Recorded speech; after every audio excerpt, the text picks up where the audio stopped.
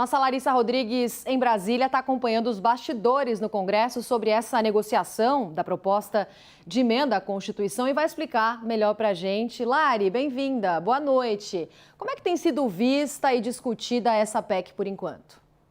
Oi, Roberta, boa noite para você, para quem acompanha a gente.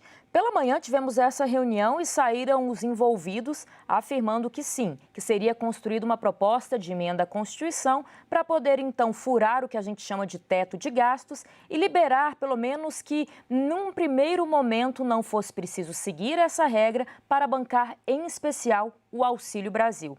Tanto que depois alguns interlocutores do PT chegaram a ir conversar com o presidente da Câmara, Arthur Lira.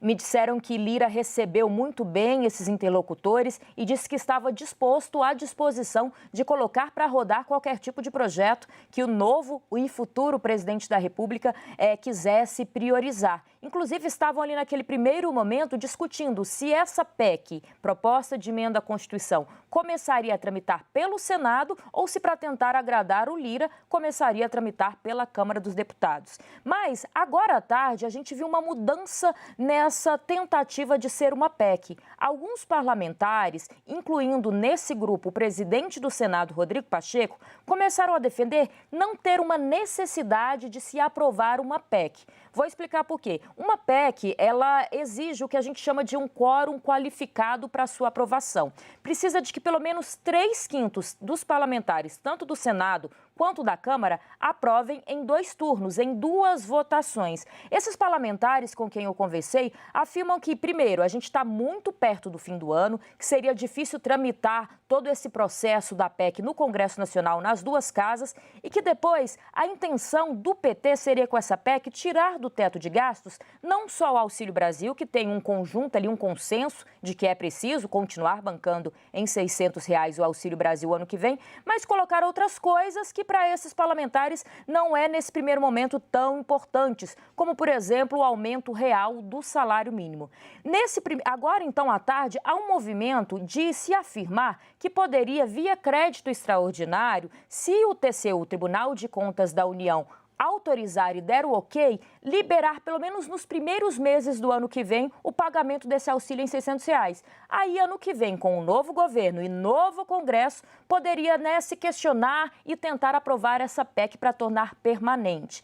Entre os parlamentares que não querem votar a PEC e apenas que o TCU libere, estão MDB também e há uma pressão ali por parte do PSD que o próprio PT está tentando se aproximar. Conversei com alguns ministros do TCU que me disseram ser possível sim tentar abrir essa exceção e aprovar via crédito e liberar o Auxílio Brasil via crédito extraordinário e não via PEC. Agora, claro, a gente vai seguir acompanhando os movimentos porque o PT insiste nessa proposta, Roberta. É isso, Lari. Vamos seguir acompanhando. Obrigada pelas suas informações e temos já Fernando Nakagawa para conversar com a gente sobre essa discussão de uma PEC, Naka, no momento que a gente está vivendo. Como é que você está vendo tudo isso? Boa noite, Roberta. Esse é o momento da decisão política, de fato, porque Brasília vai ter que decidir o que estará nesse texto. A Larissa até trouxe essa hipótese de não ser uma PEC. Esse seria um caminho distinto do que a maioria do mercado financeiro está traçando, do mundo econômico está monitorando neste momento. Por que é importante entender o que estará dentro da PEC? Porque isso vai definir o tamanho do rombo, do estouro do teto, do estouro das regras fiscais que a gente vai observar no ano que vem. O mercado financeiro, o mundo da economia, já dá de barato. Vai ter um estouro do teto, é o chamado waiver, né? Aquela licença para gastar.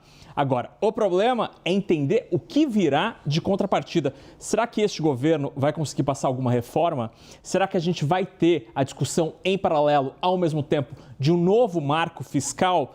Na hora de gastar, todo mundo adora em Brasília, mas na hora de fazer a contrapartida, isso é muito mais duro.